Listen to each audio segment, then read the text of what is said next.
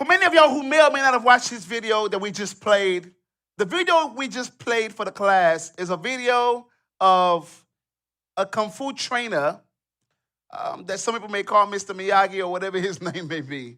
I know him as Jackie Chan. And he is with this young boy who has been bullied, and this young boy comes to him in a way looking to be trained. But the young boy had a problem dealing with a relationship with his mother and respect. And so the Kung Fu trainer tells him, hey, I'm going to teach you Kung Fu, but first, what I want you to do is I want you to take off your jacket and hang it up over and over. The boy started it out of the mindset of this is going to help me learn Kung Fu. Maybe it is going to help me do what this man wants, and then after I'm done, we'll move on. But he kept on doing it over and over, over and over, over and over, over and over, in the rain, over and over, in the sun, over and over. In every season, he kept on doing that same stupid, looks pointless task. Until you saw the video where when he was at the brink of giving up, the Kung Fu trainer then says to him, do the same task, do what you have been practicing that looks stupid. Now I'm going to show you what it looks like in real life and how what you've been practicing that looks dumb, what it looks like when you actually apply the practice. Somebody say apply the practice. I want to show you some things. Let's go to the next two slides. It's slide 3. 3 lessons from the video. Number 1, he complained about practice because of its repetition. He complained. You see, practice sucks because it deals with repetition. Anybody ever played sports? Yeah. If you ever played sports or you watch a basketball player or a soccer player or a football player or a baseball player, they tend to do the same thing over and over again.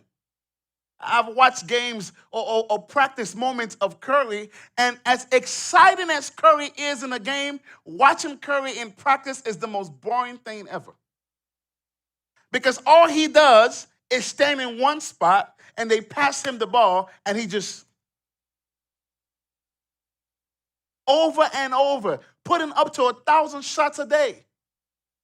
It looks boring to watch practice.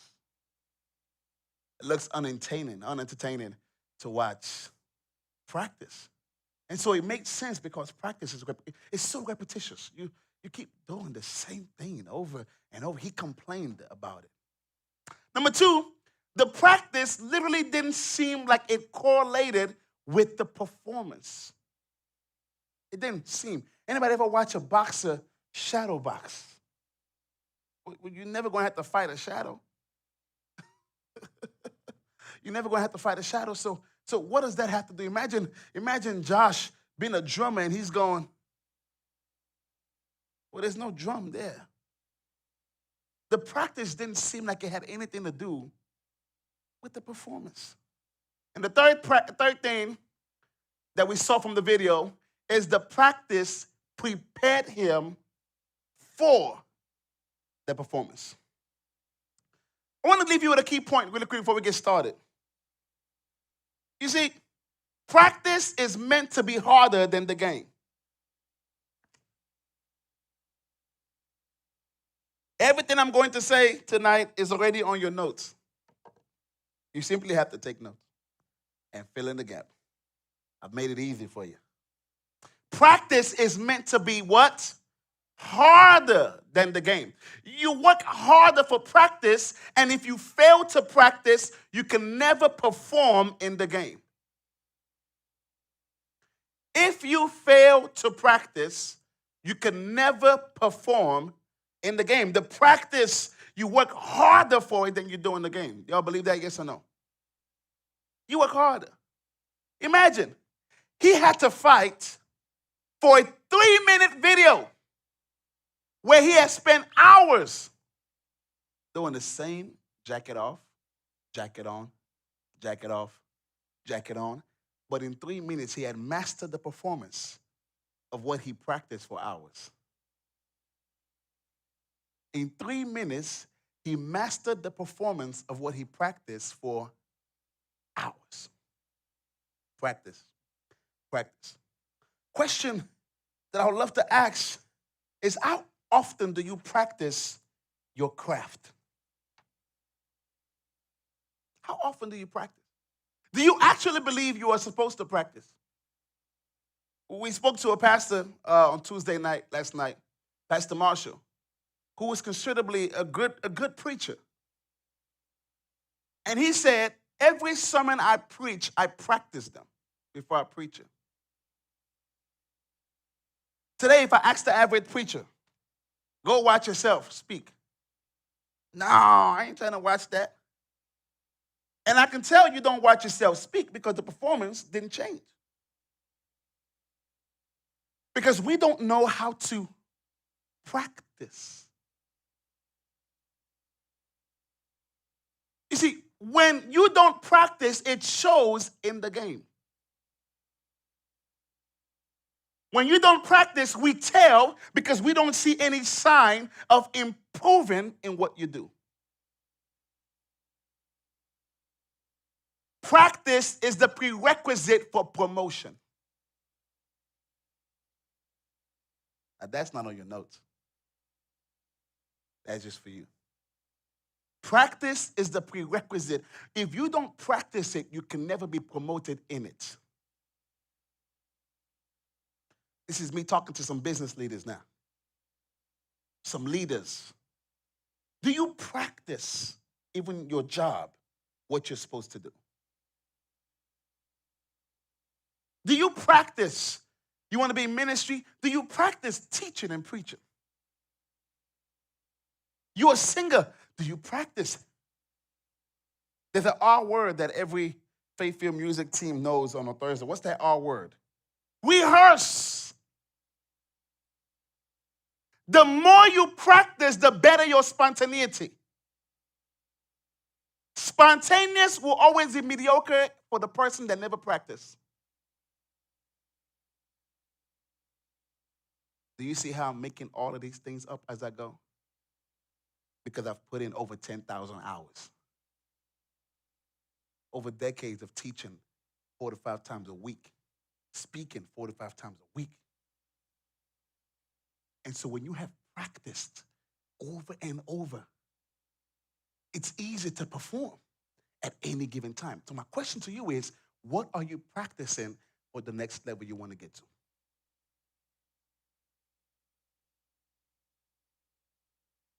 Pastor, it's hard for me to go meet new people. Have you met the old ones? Who have you shaped in the church? Because if you don't know how to network in the world, you're not going to know how to network here. And if you don't know how to network here, you sure is not going to know how to network in the world. Because here, at least you got a common ground. Y'all in the same church. So here, let me say something. If you don't know how to talk to people at church, don't tell me you network at work. I know you don't. You lying. Practice. I say practice. Practice. What about mentorship? Do you have a mentor? Which one of y'all have been a mentee to a leader? Do you know one thing about practice I want you to know? Success in any arena mirrors success in every arena. I think that's the next slide. Success in any arena, it mirrors. Shika, I know you know this. You know this probably more than most people in here as a business owner. Do you know what I find that bothers me, Adriel? Is the people, over the years in leadership, I have learned that how people are in church, 99.9% is how they are in the world. The people who quit their jobs in the world are the ones who quit their roles in the church. The ones that always need a break in the church are the ones that typically always need a break at work. If you plan on being successful, you cannot have success in one area and failure in another. If you are really going to be good at it, you got to be good at all of it. It's like me saying, well, I'm a good preacher, but I don't know how to speak in the marketplace. If you know how to speak, you ought to know how to speak anywhere. you know how to play the keys, you should know how to play the keys in a wedding, in a jazz concert, anywhere, because it's a skill that should be able to be utilized. Oh, well, I'm a worship leader. I can only sing. No, you suck in this area. That means your skill set is not palatable. Is this making sense? Moses was leading in the palace, and so leading the people was not difficult.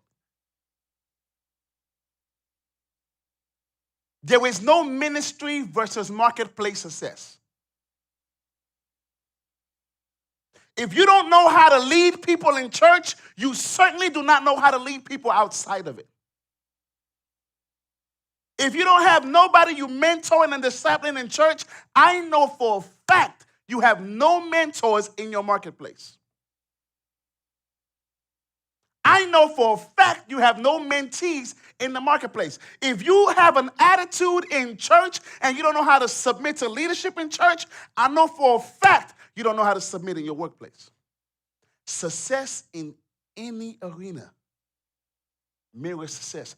You have to work on becoming successful all round in your life. And I'm going to show you how to do that in leadership today. I just want to set the groundwork. Any arena. You say, Pastor, what does that mean?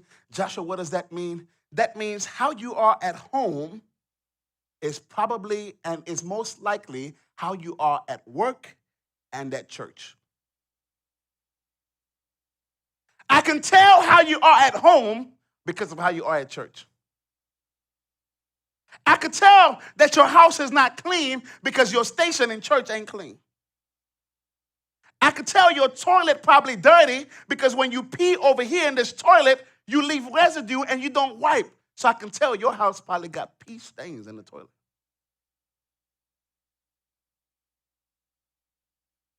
However you are at home is how you likely are at work.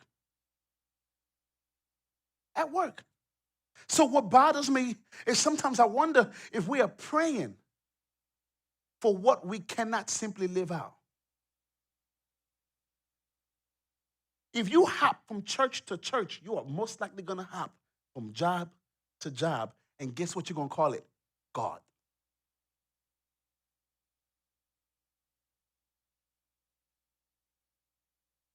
It's just making sense. How you are in one arena is how you are in every arena. What does this mean for you? That means if you put in 50% anywhere, that means you're putting 50% everywhere. Are you getting what I'm saying? 50% anywhere is 50% everywhere. If you say, man, I'm just doing what I can at church, I already know that's why you have not been promoted at work. Because you're just doing what you can at work. You're doing a task. They haven't seen you as valuable enough to pay you the money you're worth. Because you're just doing. You show up when you can. Success in any arena. It's just helping somebody. This is leadership. Come on, y'all cheer up. This is leadership. All right? So I want to give you 4 levels of value that will help you to be successful in every arena. You ready for it? 4 levels of value. My mentor taught me this, so I cannot take credit for it. One of my good mentors is Myron Golden. And one of the things that he talked about with the 4 levels of value that I want to share tonight is something that's really going to help you in your own marketplace and in ministry altogether. Y'all ready for it? All right. Level number 1, implementation. You see, this is the lowest level of value. God have mercy. It is so low because this level means you are simply really good at implementing what you've been told. That means, Adriel, your value is solely based on you doing what I tell you. Think about it in your workplace. You are known as the man or the woman that simply does what they're told. You're dependable. But you ready for it? That's the lowest level of value. Dependability is the lowest level. It's still value. So that means if you are not even dependable, you ain't even got value. It's just not there. But you are just an implementer. Hey, can you take out the trash? Yes, sir. Hey, can you print out some work? Yes, ma'am. Hey, can you do this? Yes, sir. You are simply an implementer. And when you are an implementer, although you may say, well, I always do what they tell me to do, that's the lowest level. Somebody say lowest level. Lowest level of value. The last level number two of value is unification. Somebody say unification. This is for people who you're not just good at what you are told to do, you are actually good at managing people who are doing something. You're good at managing. If we tell you, hey, can you go ahead and tell them that he need to do X, Y, Z? Oh, you love that. You gladly take on the opportunity to lead, to exert authority. You aspire to lead.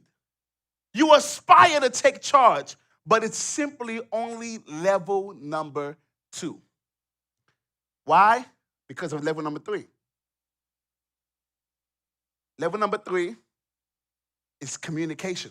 That means you don't just want to take charge, you are actually good at communicating something verbally and written. How many of us ever had a terrible, terrible boss that sucks at communicating?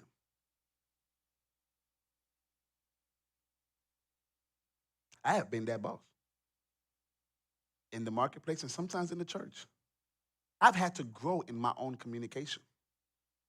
I have. I have to admit it because some of you act like you're not. So I admit it for myself. I've been that person where you know how to manage people, but do you know how to communicate? Because you can be a good manager, but a terrible communicator. So there are people who are second level value holders. In other words, your value is good at the fact of you know how to be an aim lead. You know how to be a team lead. You know how to say, hey, we need to get this done by this deadline and that works out for you, but you simply cannot communicate, so you consistently have a high turnover rate. You say, what does that look like for you? Maybe you don't have a job or a business. You have people who keep walking out of your life. People who keep walking out of your team. Your whole team keep quitting. So there's a communication line that's off. Is this making sense? Here's level number 4. And this is my favorite level. Can we say that fourth word? Imagination. This is now for those who are really good at coming up with ideas that serve people. I want to give a special shout out to Marissa. We'll give it a healthy snap for Marissa really quickly. Marissa called me the other day and said, Pastor, I see why folks don't come to this church. I said, what is it? What did you see, prophet? And she says, first of all, there's 3-hour video they got to watch every week just to become members. You make these folks go through a lot of exegesis just to be members of your church.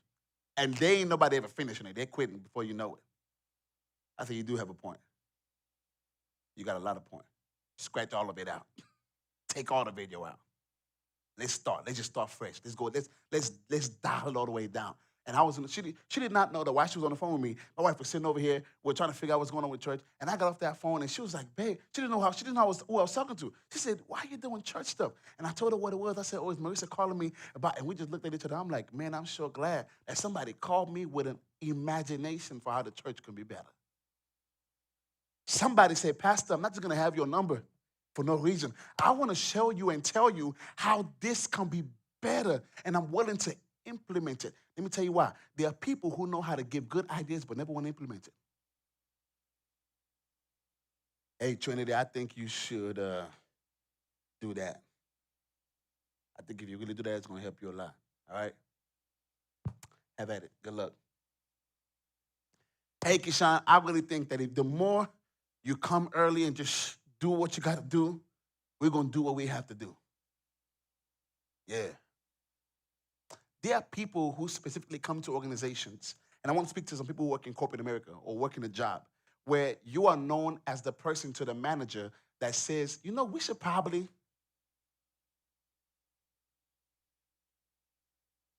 somebody just got a holy conviction right there. Somebody's getting delivered right now.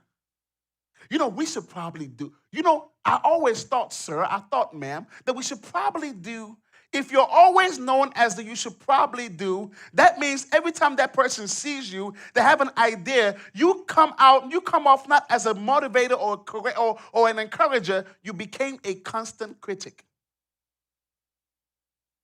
Consistent ideas without implementation is a critic.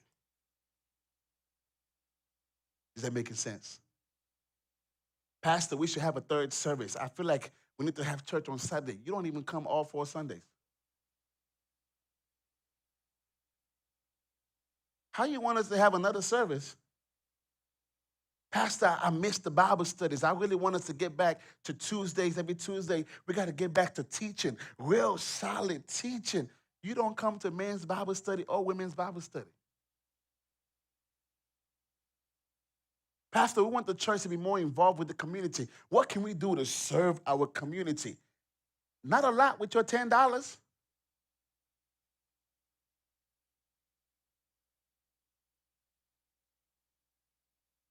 There are many people, and they do this at the marketplace. And you wonder why you're not being promoted. You have more ideas than you have initiative and imagination. You know what imagination looks like? Imagination is, I saw a problem, and I would like to ask if I can fix it. How many of y'all would do better if you had somebody on your team, somebody in your life that can say, I saw a problem, and I want to ask, can I fix that? Imagine you're married, and all of you are going to be married because there's an anointing on this house to be married. The only reason why you can marry the faith church is if you decide not to get married. You can't be under this house and not be married. Being married in this church is like an iPhone. Everything else is Android.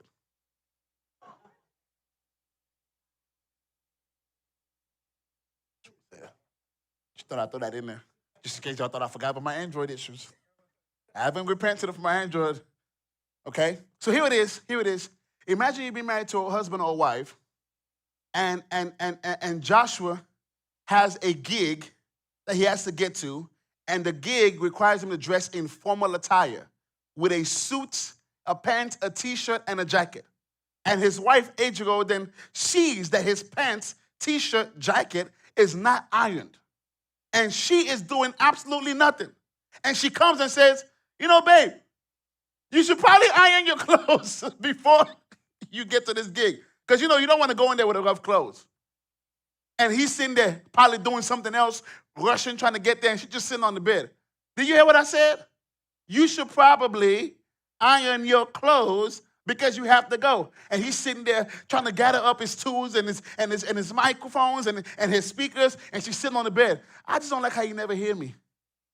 It's like you don't understand me.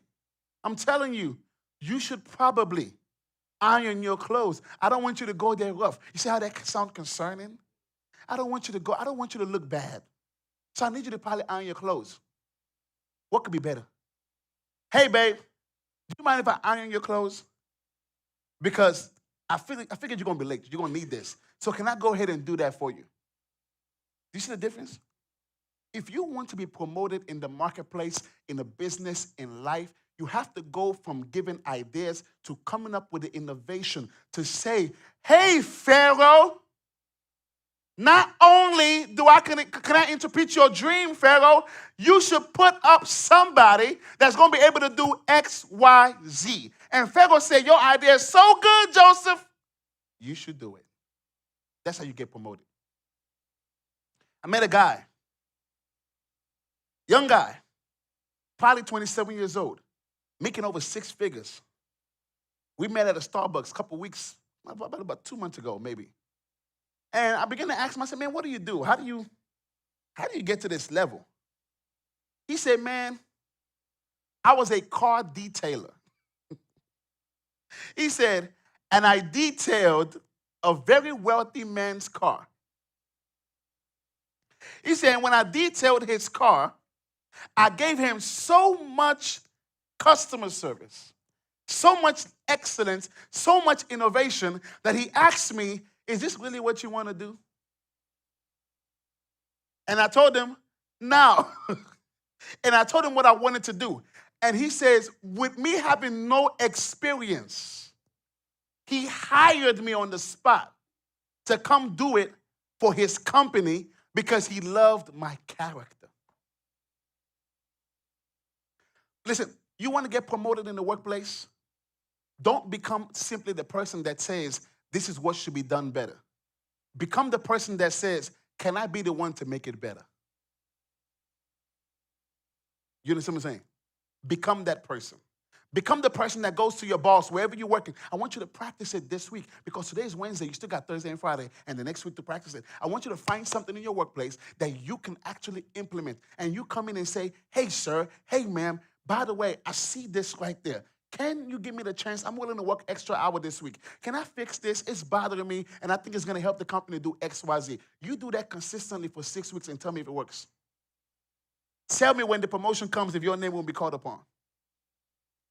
Is this making sense? I get invited to go speak. Isaiah was with me when I got to go speak for the youth. Every time I get an opportunity to speak, I spend sometimes over $200 buying gifts for the people that invited me to speak. Why am I doing that? I'm coming in saying I don't need your money.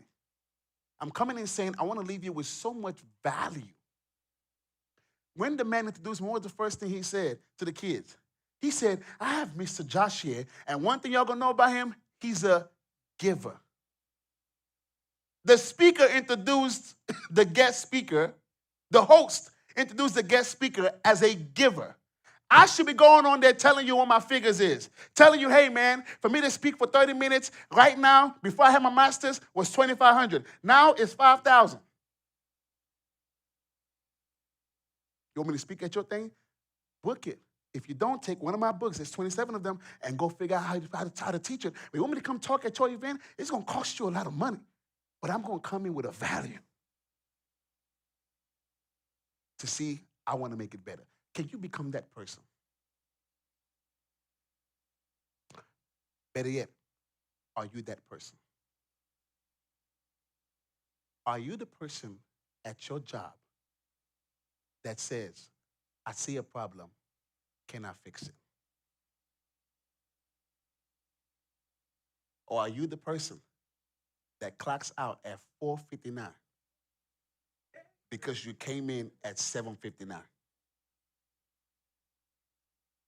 Are you the person that says, I can never work overtime?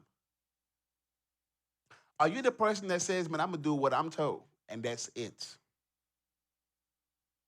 Are you the person that says, man, this is too much for me. I'm just tired of this. This is so annoying. Are you that person? Because if you're that person, unfortunately, you can never grow beyond. Catch this. Even at church, are you that person? Because if you're that person, even at church, your name won't be mentioned in rooms. I want to give you real life examples. I had a pastor call me today on my way here to the church. He said, man, there were 2 other pastors in Denton that we got this program we want to implement that's going to bring in sponsors and money to the church and people to your church. And I thought about you. I had 2 other pastors that were recommended, but I thought about you. Why? Can you become a person of value? Are you that person? That every time people see you, they say, oh, no. They're not going to come out here and give me mediocrity. They're not going to come out here. Listen, if it was 2 of y'all in here, I would teach the same way. Can you become a person of value at your job, at your business, in everything you do? That's how you get promoted. That's how you get your name mentioned in rooms that you never thought. You become the person that goes to the boss and say, boss, I'm not going to lie, I saw that we've been throwing our trash in the bathroom. I don't know, this is a little off. Can I go ahead and pick it up?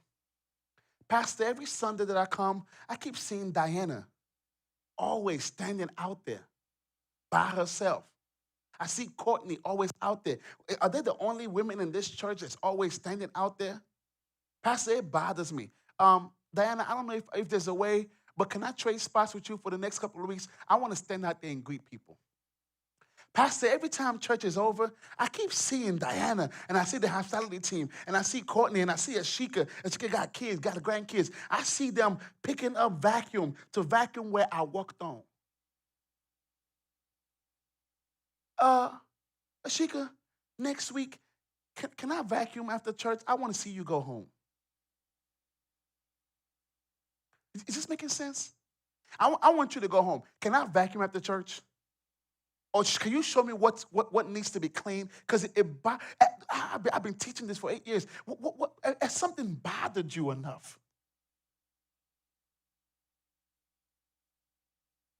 Do you know where boredom comes from?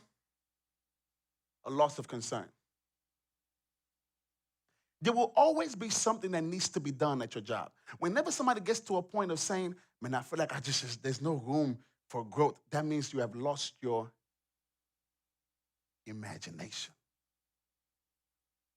I don't know what else to do with the church. I'm kind of bored. You lost your imagination. You lost it. Because wherever there's imagination, it was imagination brought us here. Imagination says, how else can I lead people? So maybe we should do something for leaders and make it open to the public so the members can come. And we have people calling and emailing and saying, hey, we want to be a part of this. We just can't make it. People who have kids, people who don't even go here, saying, how can I be a part of this? I want to be a part of this. Why? Because it came from an imagination, coming up with an idea that serves people. You want to be great in this world? Jesus gave an actual solution. He says, him that will be the greatest among you must what? Be the least. That means the more you serve, you actually get to be great. You get to be great the more you serve. The more you see a problem and you say, I'm going to solve it. I want to give you principles that would change how you get to when you go to your work. I'm not here to lay hands on you and speak in tongues over you and tell you go get a promotion, that the Lord's going to do it in 3 days or 5 days. I want to give you practical tools that when you come back next month, because we're going to do this every third Wednesdays of the month, when you come back next month, you can come back and say, hey, I got a promotion. Hey, I got a 6-7 figure raise. Hey, somebody paid me what I'm worth for once because I gave value. Is this making sense? Is it making sense? All right. Any questions before we move on to the next subject? Yes, can we get a mic, please? Just slide it on to it. It's right there. It's right, yes.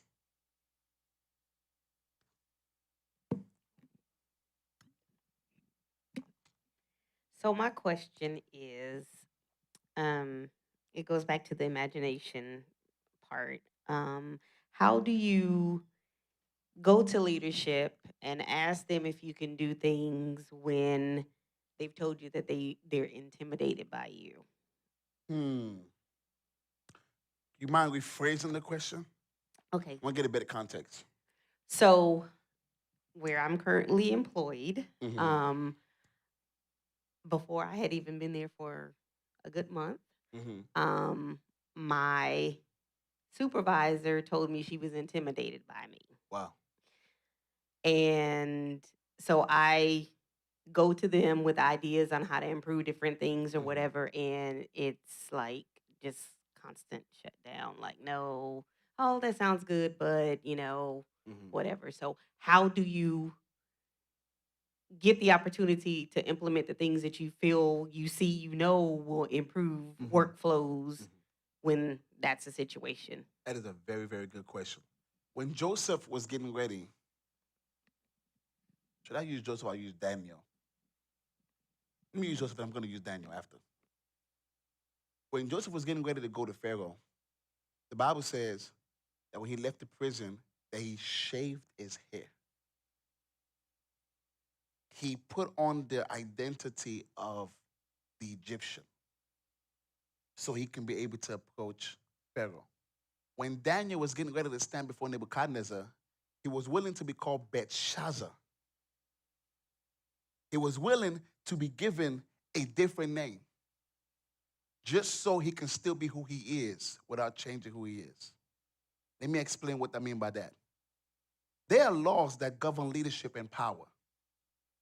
One of the laws is when you go before anybody, even if you know more than them, whenever anybody who has any level of insecurity assumes, and they're, catch this, whenever anybody has a level of insecurity and they're superior to you by position, feel as if you know more than them, they will automatically suppress you because your presence becomes a attack to their position. So where you may have the mindset that you're coming to work and help and you really want to add value, you can unintentionally become the person that becomes a threat. And so they will do everything to try to shut you down because your presence and your ideas makes them feel incompetent, make them feel that they don't have enough value, and makes them feel like you will come to replace them. So how do you do it? The Bible says, be wise as a serpent, be gentle as a dove. In leadership, especially leadership in the marketplace, you always move with submission before idea. Submission means I have to first accept that your idea is superior to mine, and whatever my idea is adding to yours. Does that make sense? This is how you walk in with wisdom in the marketplace. So you come in, let's say, practical example, the boss believes that as a man, he should have a pink laptop case with an Apple logo on it. And this is bad for the company's brand. It's terrible. You come in and the first thing you say is, do you recognize how terrible this laptop is? Do you actually realize that pink is really bad? What if we make it blue? It's going to make it better. All you just said was, I can do that better than you. When people are insecure, any form of advice looks like critique and looks like punishment. I seldom give insecure people critiques because I know they can never take it. So I just don't. Because I've learned and I've been in leadership long enough. I'd rather not tell you the real truth because I already know you're not going to be able to handle it. So let's just move on, act like nothing ever happened, unfortunately. So when you're dealing with people like that, you have to come in and say, this is nice. This laptop is really nice. I want to know how you came up with that idea. And I want to know what's in your mind about this idea. And how would you like to make this idea better? Maybe we should do pink. And then I wonder if next month we could also try a different idea that will also blend in with your shirt, with your color. What am I doing? I'm giving suggestions that pertain to me, but I'm making it believe and making you know that all of my suggestions is a way to make you better. So when you go in with submission and you go in with what you're doing is so great, so amazing, I want to be a part of it, then people, unfortunately, people most times, they want to work with people that they feel like they're better than. Unfortunately. Only the wealthy people understand that they need to be the dumbest in the room. Poor people in mindset want to always be the smartest in the room. And so, unfortunately, it sounds like you have a poor, they may be getting paid more than you, but a poor boss or supervisor. And so, when you're dealing with a poor individual in mindset, you have to be willing to come in and humble yourself, like how David did when David was running away from Saul. The Bible says David started acting like a madman to save his life.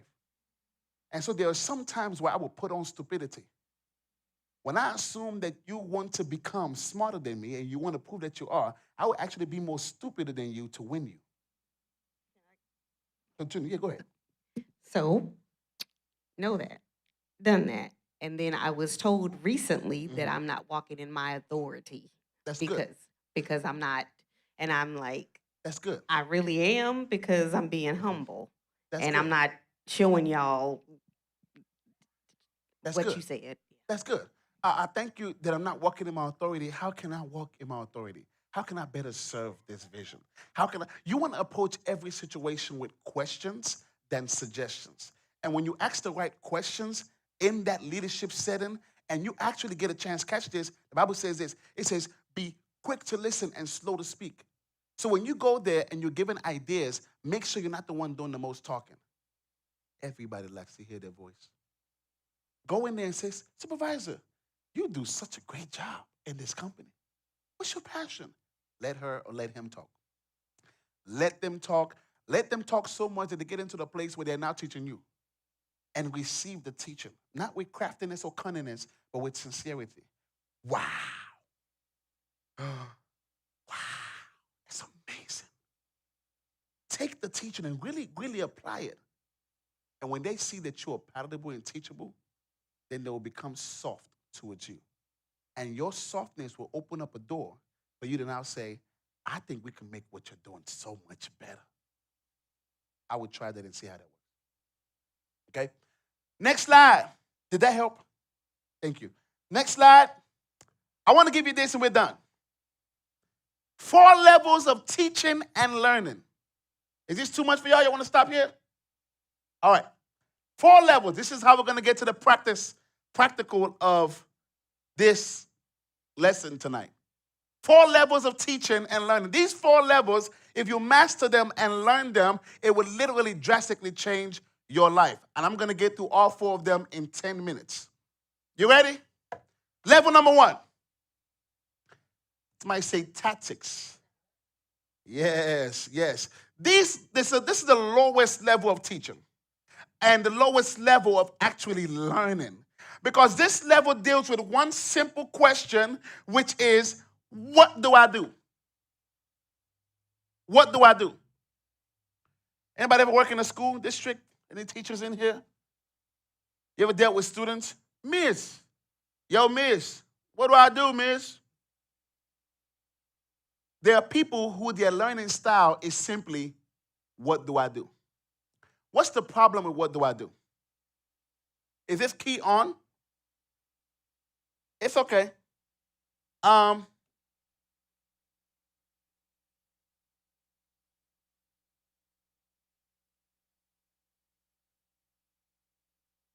Sandra, come. I promise you I'm not here to embarrass you.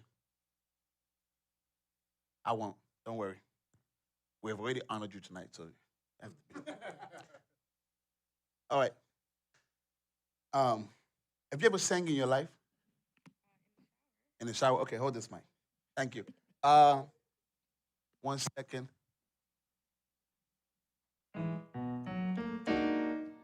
Okay. Do you know any worship songs that you just know?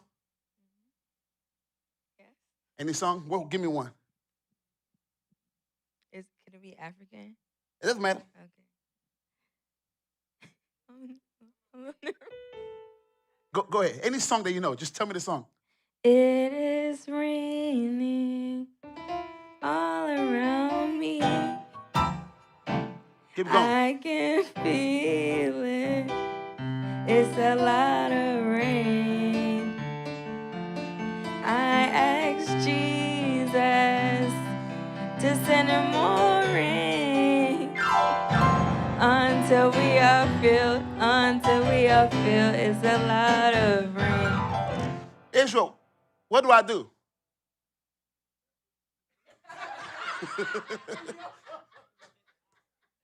What do I do? If she, this must be what she's singing. What do I do? What do I do? It's too loud. Okay, let me turn it down. What do I do? Tell me. What do I do? Chords. Okay, sing again. I'm gonna play chords. It is raining all around me. I can feel it. It's a lot of rain. I asked Jesus to send him more rain until we are filled. It's a lot of rain. Israel, what do I do? You just told me to play chords, and I still don't know what to do. Thank you, Squid. Can we give it up for Sandra? Thank you. The lowest level of teaching and training is simply telling or wanting to know what to do. Minister Israel is a world-class renowned pianist, and he told me what to do. He did. But the problem is, anytime you give an instant lesson from problem to solution, there is never an effectiveness. If you go into a place, into a job, into a business, and your mindset is simply, what do I do? You're at the lowest level of learning and teaching. Somebody said, that's good. What do I do? That's the lowest level. The lowest level. You ready for number two? Level number two. Can we say that word together? Strategies. Now, these are the ones that have gotten a little bit better. Now, it's like me asking Minister Israel, you told me to play chords, but when and why should I play chords? So, when? Okay. So based on the rhythm, it is raining all over me. I can feel it.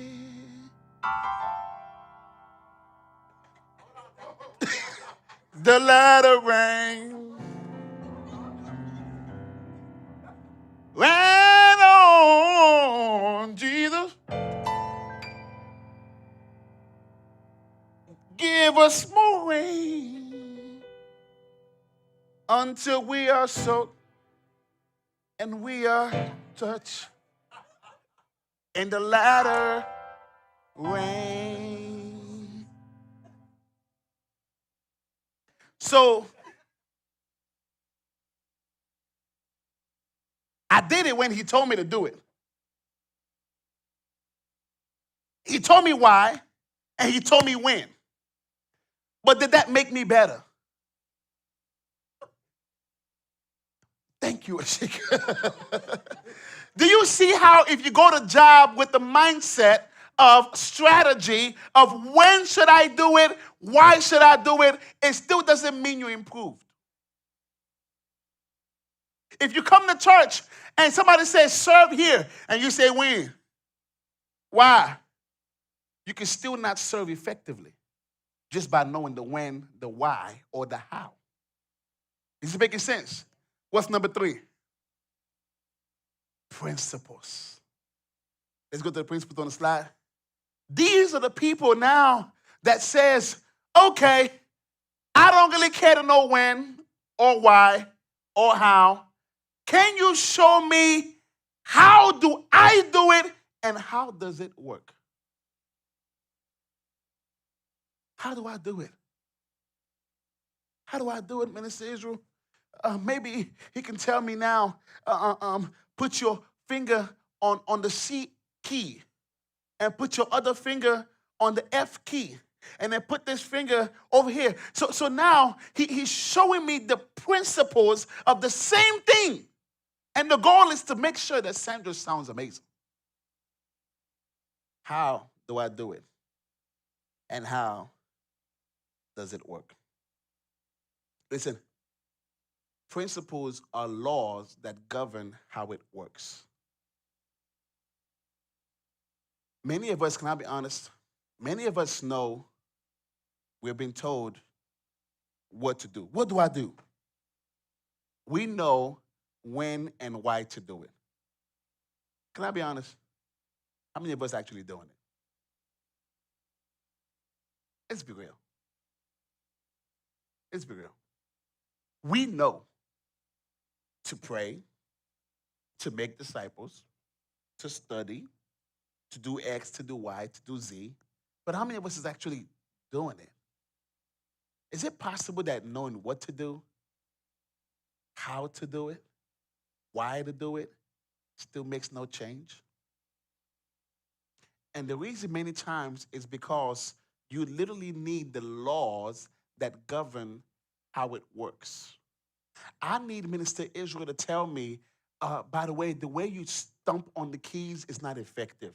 That law makes the piano play loud, obnoxious sounds. So you might need to be able to softly do this. You may need to position your hands like so. You may need to do X like this. And you may need to do Y like this. If you're going to be successful in your workplace, you must learn the laws that govern your position. You just hired me to be a project manager. What did the last project manager do as part of their resume? How did it work? How were they able to be successful in this company? You got a supervisor? Hey, supervisor, what do you do that's part of your resume that allows you to do what you do? Is this making sense? Is this making sense? All right. The knowing of the how deals with becoming the person in routine.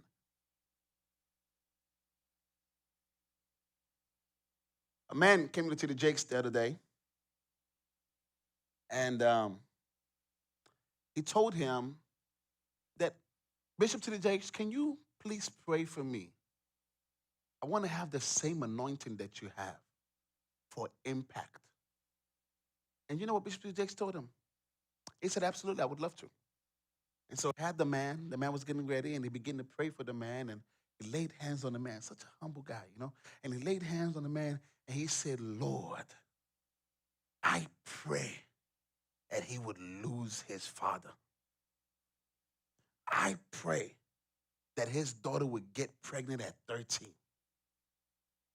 I pray that his life will be full with scandals and people persecuting him. And the man, before he says the next prayer, stopped him. He said, what's going on? You're cursing me. He said, no, I'm not cursing you. I'm simply praying that since you want to be like me, go through the crushing I had to go through. I've had people ask me all the time, man, how do you do what you do? How did that, da, da, da, da, da, da. And I'm like, okay, well, that's very simple. I can tell you what to do. Just get up there, grab the mic, and let the Lord speak through you. Yeah, try it. Just grab the mic and just speak the tongues that come to your spirit, and demons will come out. Just be yourself. Try it. But if I really tell you the principles, if I tell you it's going to take you some days of not eating, if I tell you it's going to take you sacrificing pleasure all your life, there's no off time. There's a consecration that I have that would seem very abnormal to you. If I told you I can't listen to certain songs or watch certain movies, can you sustain that? Can you sustain the consecration since you want the power? Can you sustain living a life of purity? You want to cast a demon out? Can you sustain not living in sin? Can you sustain forgiving those that hurt you, who talk about you? You want to live a life of power? Can you sustain that? Somebody talk about you, you want to cut them off. You ain't never learned how to forgive. Your heart is not pure enough to receive the prophetic word of God. Can you sustain what you're asking for? Can you stand to wait for 6 years and pray for other people to get blessed and watch them get blessed, and you come home to your wife not having a child? Can you sustain somebody calling you and telling you, Pastor, I got a testimony, I got a miracle, and you're like, I ain't got mine yet? And you still got to serve God. Can you sustain that? Can you sustain people walking out of your life through text message? Can you sustain that? Because if you can, then by all means.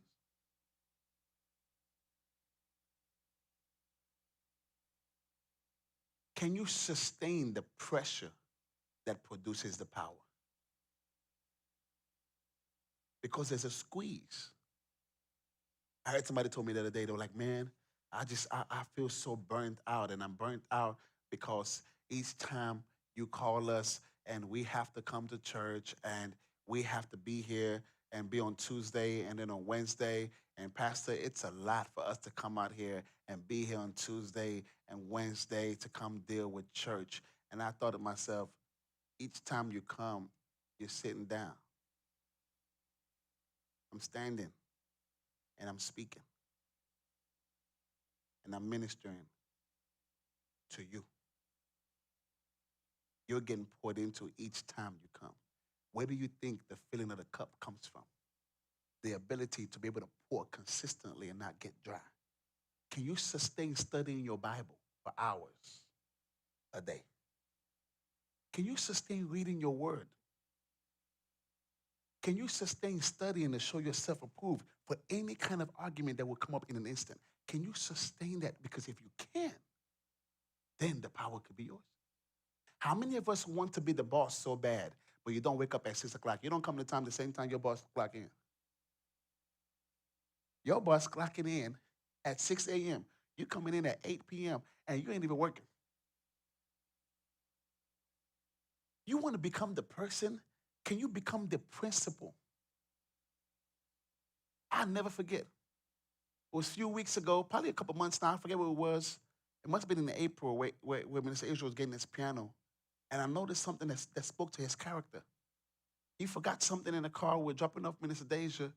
And when he pulled up to the parking lot, I think it was a QT or something by the colony, he was listening to a video studying how to play the piano that he got. And that stuck with me. I said, oh my God. I would have just got the piano and played it. I said, he's in the car watching a video on a keyboard. Oh, that's why he plays the way he plays. Because the principle governs the anointing. Are you getting what I'm telling you? Oh man, I never forget going to the gym with Kishan and just seeing just how strong he is. But you know what I don't see? When he sees cake and chooses to eat salmon. You know what I don't see? When he says, oh, Pastor, we'll be walking miles a day. You know what I don't see? When he sees pleasure and says, I don't need that. You know what I don't see? Him waking up and doing exercise before he goes to the gym. But when I see him in the gym, I'm like, man, I could do that, bro. You know what I'm saying? I could lift that, bro. I remember there was about 2 years ago, Minister Dami had to preach, where I set up the camera. And she's such a profound teacher. I remember sitting in the camera. I was like, who's that person in the camera? Pacing back and forth. Miss Dami was here. This was here. And I watched her on camera just talking, getting ready for what she's about to teach. And I said, oh my God, somebody can look and say, how you able to do that? Can you sustain the principle? Don't ever ask anybody what to do, how or why or when. Ask them, what does it take to become you? What makes you a good woman, a good mother, a good father? What do you do for your daily regimen? What times do you pray? And what do you consecrate? How do you consecrate? When do you study your Bible? You come to somebody and say, man, how you preach like that? That's the easy part. You got to ask them not how you fight. You got to ask them, how do you take off your jacket and put it back on, like the Mr. Miyagi video? Is this making sense? You need to start asking the right questions to the mentors. How do you take off your jacket and put it back? How do you, what is that process of practice that brings about the performance? If you can do that really, really well, then as I close, you can function in level 4. And level 4, can we say the words? Essence. Because now, if I were to go to Minister Israel and I told him, hey, I want to do everything you're doing, tell me the times you practice, tell me the times that you actually put in work, and guess what? And let's say Minister Israel tells me everything. And I come here. And I'm going to try my best to do everything that Minister Israel has spoken. And I'm going to try my best right now to become Minister Israel. I have to make sure my glasses is right.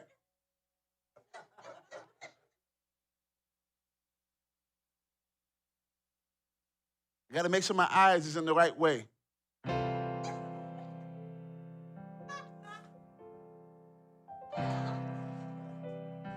Shout!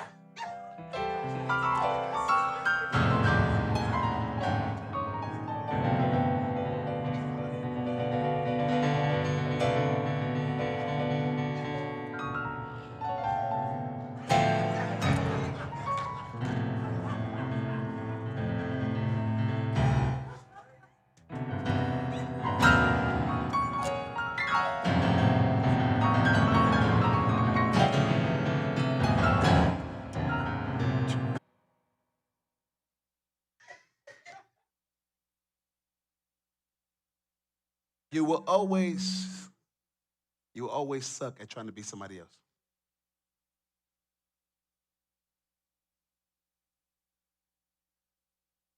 Yeah. You will always suck at trying to be somebody you're not. A pastor asked me a couple years ago, why don't you hoop and holler? What you gonna do when you go to a black church?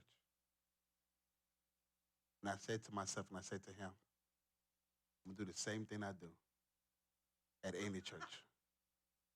Because hooping and hollering is not who I am. The fourth level of teaching and learning answers the question, how can I be me following the principle?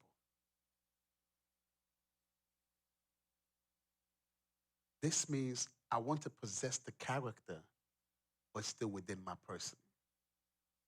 A great leader does not make you them. They make you a better version of you. A great leader never try to make you them. Great leaders does not come to you and says, I'm going to make you carpenters.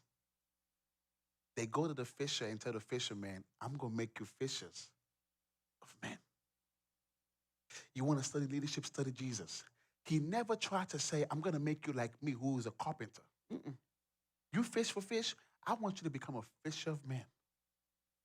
I want to show you how to be the best version of you within the principles that allow me to be me.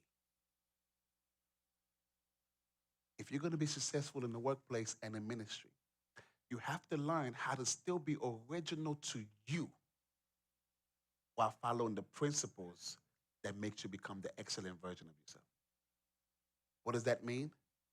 That means that I still, to an extent, have to learn how to have a prayer life, a worship life. But that does not mean I'm going to steal your tongues. There's been a lot of people that have had to copy tongues. Copy. How, Sway? The man or woman of God says, Hiya. And you come up there and you're like, they've been praying for 3 hours. I'm praying for 3 hours. Hiya. Woo! Hee-hee. I see the way that Pastor G, Pastor this and Pastor that be casting out demons. I know how to do it. Out in Jesus' name. Out. Hey, Babodia.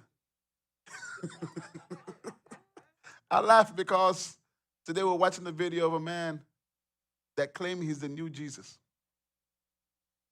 And is it Kenya or what? Maybe some African country. It's always the African. He has a wife and kids. And the man interviewing him says, but Jesus was in the Middle East and he wasn't married. He said, yes, but I come back and I have wife and kids. And I come back African. I begin to read up on the story of the man. And he says the government wanted to crucify him. He says, I would not be crucified. He said, he said, I would not be crucified.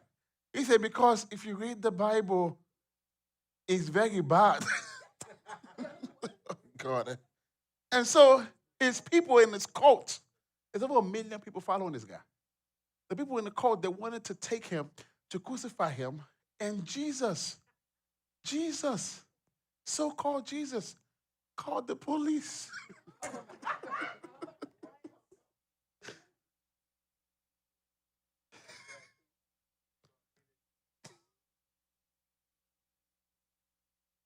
The problem is, Jesus said in the word that in the last days, many will come and say, I am he. There are many right now that are saying they're him. They just don't have the 1 million followers yet. But oh my God, it's gonna be more of him. It's gonna be more. And Jesus says they're gonna perform many miracles, signs, and wonders. So why do I say that? Imagine he had a revelation from God. And maybe Jesus preferably said to him, I want you to be like me. Just because Jesus says, be like me, be ye holy, for I am holy, does not mean you go to the Social Security office and change your name to Jesus Christ.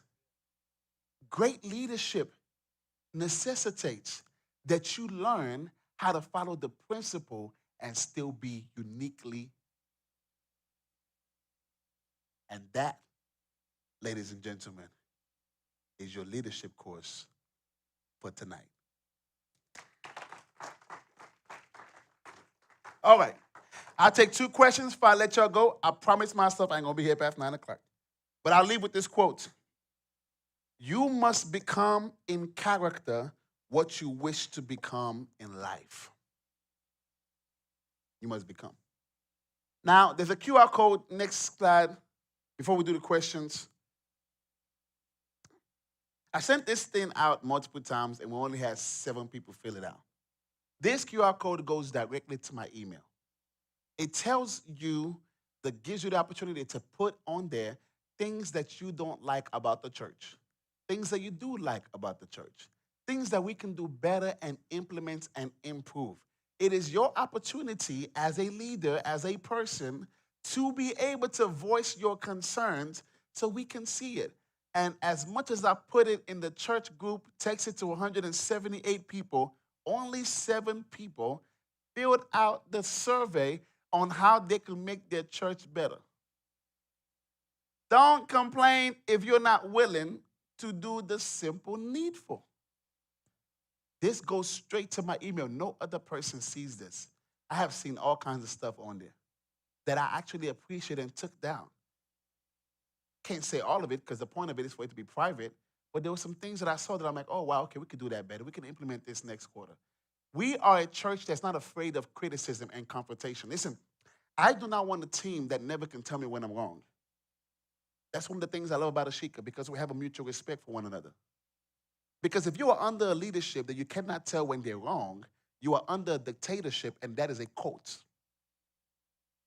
You should be able to have a leadership that you can say, hey, I don't like this about the church. Or, Pastor, I actually like this about the church. If you are not in an organization where you can do that, that's a cult. That means I'm right and you're always wrong. And that's not leadership. The only person we can do that with is Jesus, because he ain't never wrong. But me, I get wrong. I should, because I'm human. Does that make sense? And so the survey allows you to tell me and tell my team and tell me, maybe you can say, Pat, I put on there, one of the questions on there is, what are some things that you think the church should know? Maybe you see one of our ministers sleeping around. That's something we should know. Maybe you know one of the ministers that be gossiping.